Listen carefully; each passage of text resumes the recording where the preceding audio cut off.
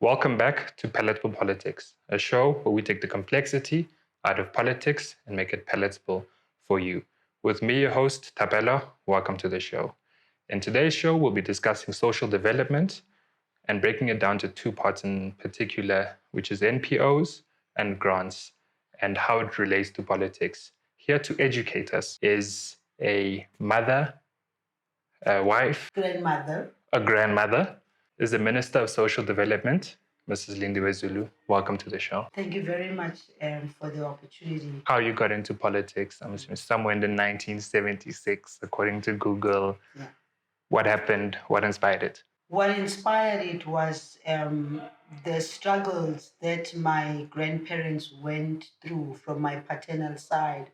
That is my grandmother, who was a domestic worker in Johannesburg, and she was a domestic worker right here in Parktown. My grandfather was a migrant worker, if I can say that, who came from KwaZulu-Natal. Their experience of apartheid and their experience of not being able to bring up their own children in a normal home spurred me into action, particularly during the 1976 uprising, because it was at that time that my grandmother in particular was somehow excited about what was happening in South Africa because I grew up in Eswatini. She felt something was going to happen in terms of changing the system of apartheid into something else that she couldn't describe, but something that would make Black people to feel this is their home, they belong in all aspects. And my brother, on the other hand, who comes immediately after me, joined PAC, and me and him were to meet with each other in exile after having disappeared and nobody knew where we were. Fear to move it from the activism. How did it translate into where you are now as Minister of Social Development? What was that journey? I know There was portfolios. a long journey, but the journey was not necessarily a planned journey from my side because it's a journey that you belong to the African National Congress. You belong to a collective that makes decisions about what needs to be done to change the lives of our people. And doing that, you've got to first and foremost have a strong organization called the African National Congress. And therefore, I trace the strength of the African National Congress way back then to 76, where it was able to recruit the likes of me and a whole lot of others who joined and believed in it and was very clear that this was the platform that we needed to use as young people to pursue the struggle. So fast forward again from the time of 78, joining the African National Congress and taking a leap of faith, basically, because one didn't know what was going to happen. And I'm tracing this back to show to you that when you become a minister or deputy minister or you're deployed in any other place, it's not your wish and your want. It has always been what the African National Congress believes we are capable of doing in most instances, by the way, because tracing it back, we were always told where to go to, except for the time when I joined the ANC in 1978. We had choices. Did you want to go to school or did you want to go and join MK? And that was the only time that when one could have that choice. And I chose to go to school at the time when many young people were choosing to go to MK because they were angry, they were motivated to come back and fight and remove the apartheid regime. The second time I made the choice was after I completed my master's degree in journalism in Russia and came back. I had a choice of either remaining in Tanzania and just operating in the structures of the ANC or go to Umkhonto weSizwe. That was my second choice. I decided now that I've completed my studies, now that I've done what the elders who were in Mozambique had said to me, Abu Mamflo, Nabu Mabita had said to me, you are still too young, go to school, come back, you'll find MK still ready for you because the journey towards back South Africa is a long way to go. And that was true. So that was my second choice. Since then, I've hardly had a choice of being where I want to be because coming back from home, from exile, we then were all deployed accordingly, according to our capacity, our capability. And that's why if you look at my background from an ANC perspective, you'll see that all the time I have been in communication. I have been in the Department of Publicity and Information of the ANC because the ANC recognized the fact that it gave me an opportunity to go and study journalism. Fast forward, then I went into Parliament. Again, even going into Parliament was not by choice, me waking up and saying I want to go to Parliament. We had a process in 1994 where people had to be elected either to the national parliament or to the provinces. I was elected to the province of Gauteng, and that's when I started realizing the opportunity or the capacity that we can have as an ANC in responding to the needs of our people. Then I was in government throughout, and therefore anything that I did thereafter, except for the time when I went to the Department of International Relations, Foreign Affairs, then I made that choice because international relations have always been at the center of what I feel I could do best because I'm a person that likes the negotiations, that likes the arguments in there, that likes the fights that happen in there, but all for one reason and one reason only. How do we move to changing the lives of South Africans? How do we create strong institutions which people can believe in? But how do we also make those institutions accountable to the people? I became, I'm not going to go back to being an advisor to Nkosazana Dlamini Zuma on international relations, advisor to Jacob Zuma on international relations, and then finally being a minister of small business development, which I enjoyed so much because for me that was the platform for economic empowerment for Black people. For me, that was a platform where we talk about economic transformation. I saw that as an opportunity for empowering our people to have their own businesses, empowering small and medium enterprises, but also creating a conducive environment for them to create wealth for themselves, to own their businesses, to break down the monopoly that continues to plug us and make it very difficult for Black people in particular to get into real business where they can make real money and begin to feel their own part of the economy of South Africa. Then the last one, obviously, is now, where I'm now a minister of social development, which again, I am enjoying quite a lot from a perspective of its mandate. And its mandate is simple that the mandate of the department is about focusing on the well being of South Africans. And I'm liking what I'm doing right now because it's giving me an opportunity to go back and look at what can we do in order to change the state of South African people. And South African people, we talk about broadly everybody who is South African, who is within the borders of South Africa. But when you talk about changing the state of people of South Africa, we focus more on the poor, we focus more on those marginalized, we focus more on the elderly, we focus more on children, we focus more also on issues of women from a point of view of violence against women and children. We've been focusing also a lot on connecting with the Department of Basic Education. We've been focusing a lot on early childhood development. Within your journey, you mentioned some big names there. Yeah.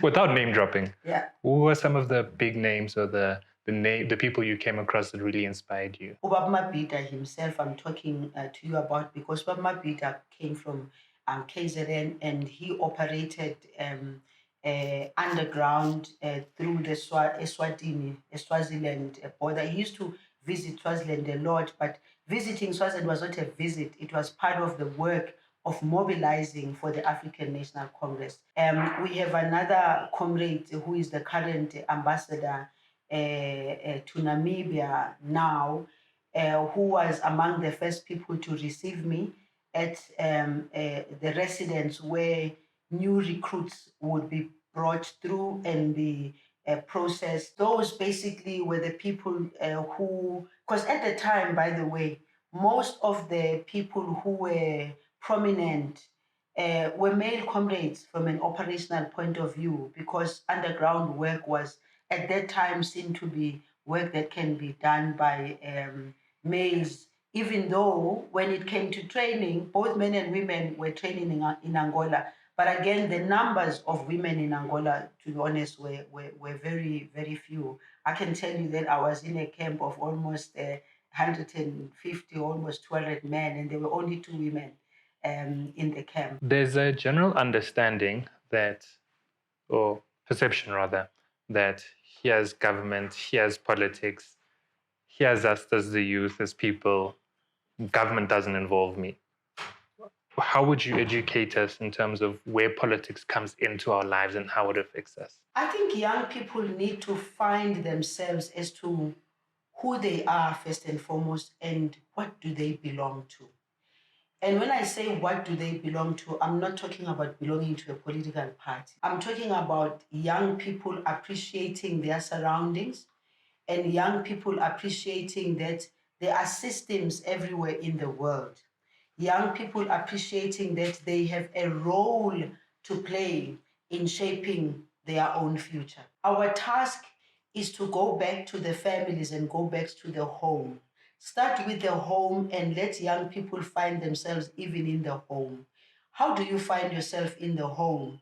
You've got parents, and parents in the normal sense is a mother and a father. But unfortunately for us, in the South African perspective now, you find that many young people have families that are not mother and father. It's grandparents, it's mother alone, maybe very rarely father alone. If they go back into appreciating just where they grow up and what are the governing principles of where they are, then it would be a little bit easier for them to understand that the governance of home translates in the broader governance of society, translates into politics, translates into government, translates into business, translates into civil society, translates into NGOs, translates into NPOs, and you cannot extricate yourself from there, whether you like it or not. South African youth, sometimes people talk about apolitical. Oh, South African young people don't know politics. I don't think so. I think South African young people know exactly what is politics. I think South African young people can be the same as the young people of 76 who saw an opportunity of change. The ANC was there, PAC was there, Black Consciousness Movement was there pre 1976, but 76 came. And what happened with 76?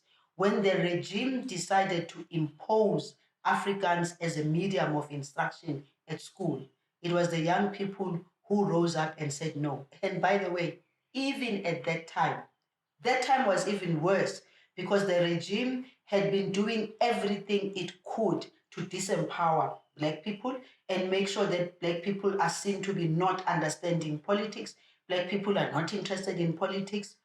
But young people at the time said the only way we can break this now, not just breaking Africans as a medium of instruction, breaking down the entire system of apartheid and bringing a new system which we have today called democracy. The young people of today, if they don't get up and find the space for themselves within the struggles of South Africa today, if they think the struggle has come to an end, they've got something great coming to them from a negative point of view, because the struggle for the emancipation of South Africa is yet not complete. It cannot be complete when one majority of Black people are the ones who are found in poverty, unemployment, and inequality. It cannot be complete where the women of South Africa are still finding themselves being labeled, you're a woman and therefore you cannot take certain positions even if you qualify. It cannot be said it has come to an end when the majority of our people still live in rural areas which are not catered for. And why are those rural areas not catered for? Because the regime dared to throw our people in rural areas with land that you could not do anything with. They dared to segregate and divide us according to umZulu wena, umSotho wena, umTswana wena, uMpedi wena. They dared to divide us like that. And until such time that still remains one of the challenges of South Africa. Young people need to be educated for the future. Young people need to find the space in there. Nobody's going to give it to them. We were not given the space in 1976. We took it upon ourselves and we said, we are going to make the change. Same thing applies here. The difference, though, with now is that now we have democracy. Young people must ask themselves the question, there's a rainbow nation. Who is the rainbow nation? Okay, you have the rainbow nation. What are the conditions of those people who are now called the rainbow nation? What can we do to make sure that just the basics, water, electricity, education, health, young people must look at themselves 20, 30, 40 years forward, because we looked at ourselves in 1976, we looked at ourselves forward and said, maybe in another 30 years, South Africa will be free. Those were wishes, and those wishes and our dreams did come true. So young people of today can also put themselves in the same position. What I think is a challenge is there's not sharing much. What I'm sharing with you right now, it's something that some comrades are dying with, because the platforms are not being open for us to do that. If you look at the media in general in South Africa, not that I am against media freedoms and all that, I really sometimes feel, yes, they can chase the stories, yes, they can chase the headline, but they also have a responsibility of educating, they have a responsibility of informing, they have a responsibility of shaping what we call social cohesion. Social cohesion cannot be shaped by government alone. Social cohesion is something that we all have to work towards, and young people can play a very, very important role in there, provided they don't get diverted by stupidity and stupid things. Through the Department of Social Development, but now focusing on the grants in particular. What type of grants and what are the incentives behind the grants? I think South Africa is one of the countries in the entire African continent that recognize the importance of lifting people out of poverty through incentives, in a way, lifting people out of poverty while we create the conducive environment for them for the future to be able to take care of themselves. This government took a decision of social welfare then and transforming it into social development, because the feeling was that social welfare is just narrow, but social development is much broader, because social development will even look at, when you are giving these social grants, which sections of your society and community are you giving to? You're giving it to the elderly, you're giving it to the people with disability, you're giving it to child-headed households, you're giving it to children who do not have any means. You are helping those so that they can, also feel like they're part and parcel of communities. But we are reducing and removing to a very large extent hunger and poverty amongst our people. And we are informed by the fact that there was apartheid that divided our people, that was never enabling. So the majority of people who today are termed dependent, they didn't cause it upon themselves. They found themselves in the situation where they were, and therefore a new government of the African National Congress had to step up and say, how do we deal with hunger, poverty, unemployment, and inequality? And the decision was, let's put the social grant and have categories of people who we give the social grant.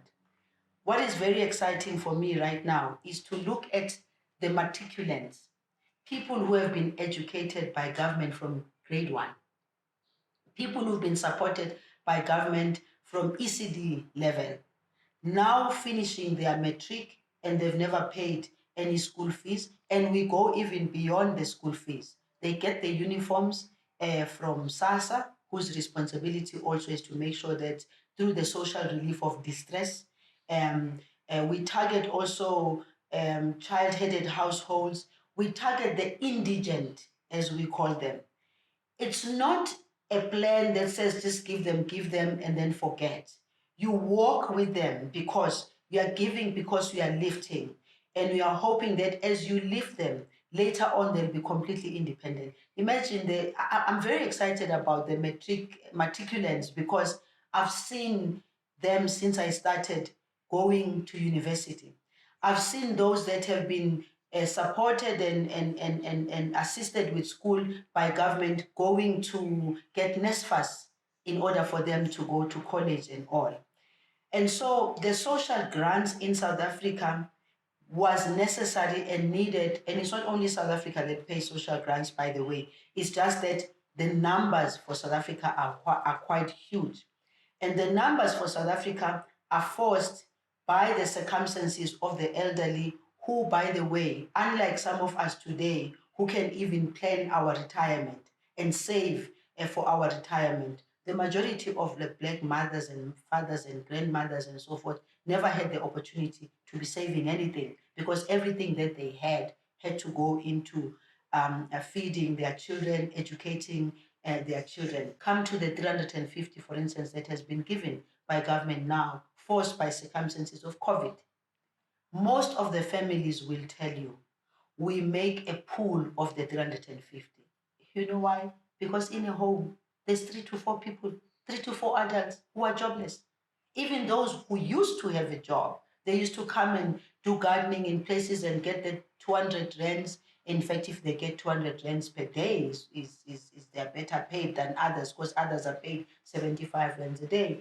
People who could always be able to go out and hustle for themselves, they couldn't hustle for themselves. So government came up with the 350, and the studies that we have done of the 350, both as government and the private sector and some NGOs and NPOs, it has proved that most of that money is spent on basics. And what does that mean? That means that financial muscle of government, where does it go to? It goes into the economy, because people are buying the basics. And that's why, in my view, I say that financial muscle of government must also go to the township, so that the people who get the 350, they don't end up spending it only on the big retails. They have to travel from one place to the other using taxi money to go and buy the basics, which they could have been buying around them from spaza shops. And so, for instance, if the 350 continues, I'm pushing for, can we see that money circulating in the township? Hence, we have to work with the Minister of Small Business Development. We have to work with trade and industry. We have to work with provinces as well as local structures to make sure that that financial muscle which is being given to people, including the ordinary grants that people get. Now, in that, I love how you addressed the dependency, the narrative of dependency, and people always be dependent, and how you said that it's going to move from, you're saying, child-headed household, or a child that's pregnant in matric, and subsidizing that and walking them through to a stage where they are now independent and empowered to go out and pursue career and business, whatever it is. So hats off for that. Now, with regards to NGOs, firstly, NGOs, NPOs, which one is it? We support NPOs in the main, which is non-profit organizations. And those are not, in fact, by the way, you won't be, I'm sure you can check it. We spend 8.2 billion per year on non-profit organizations. The money comes to the Department of Social Development, and the Department of Social Development then distributes it to the Department of Social Development at provincial level, because it's always good to decentralize. You can't keep everything at national level, because when all is said and done, the NPOs we're talking about, they residing in provinces. Now, what I'm trying to work on right now is, where's the value for that money of 8.2 billion per year? Because that's quite a lot of money that is being distributed to NPOs. And the NPOs vary. It's from NPOs that do a lot of work in ECDs. They do a lot of work in old age homes. They do a lot of work in orphanages. They do a lot of work in general services, servicing those people who are poor, those people who are unable to do things for themselves. For a Tulani that's sitting there at home who's passionate about social work, just finished just finished university, got their qualification, now they want to pursue this passion. How would you guide them as to how they can go from where they are to being a NPO that does whichever social work and getting assistance from government? Firstly, let me indicate that there is an NPO Act. So NPOs are guided by legislation. So it would be important for whoever, and thankfully somebody who comes from university, there's already common knowledge and basic knowledge that we are governed by laws, we are governed by legislation. So that person first and foremost has to acquaint themselves with what legislation covers NPOs and what laws govern NPOs. Because once you know that, then it means you are knowing the basics.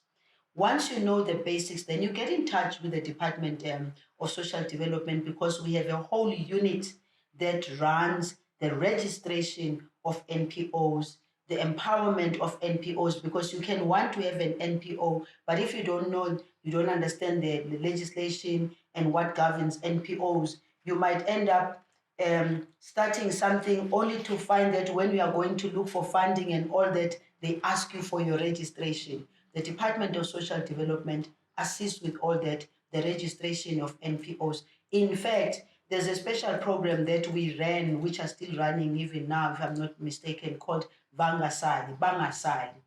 And that program was to empower NPOs by assisting them to understand how you can register, what you need for your registration, how you can even put your program in place, because we don't want NPOs that are going to come without any base from where they are coming from. But most importantly, you must choose a sector that you think is a sector that's going to be able to work for you. For your sake, we are going to just get the link here where you can access the website and find more information, including how to register, how to apply for funding, etc. Back to your side and the youth. So 1976, you guys were educated on how Youth Day came about. It was the 1976 uprising. But that is one of the things that sparked your passion and brought you into politics. What other incentives, or how would you capture some of the youth today to bring them into politics? Not even necessarily political politics, but just participation and activism. Firstly, young people must appreciate that conditions could be much better than what they are today for their growth, for their future. And so young people must then be able to ask themselves the question, what South Africa would we like to see? Because we want to see a South Africa that's non-racial, non-sexist, democratic. That was what we learned from the Freedom Charter.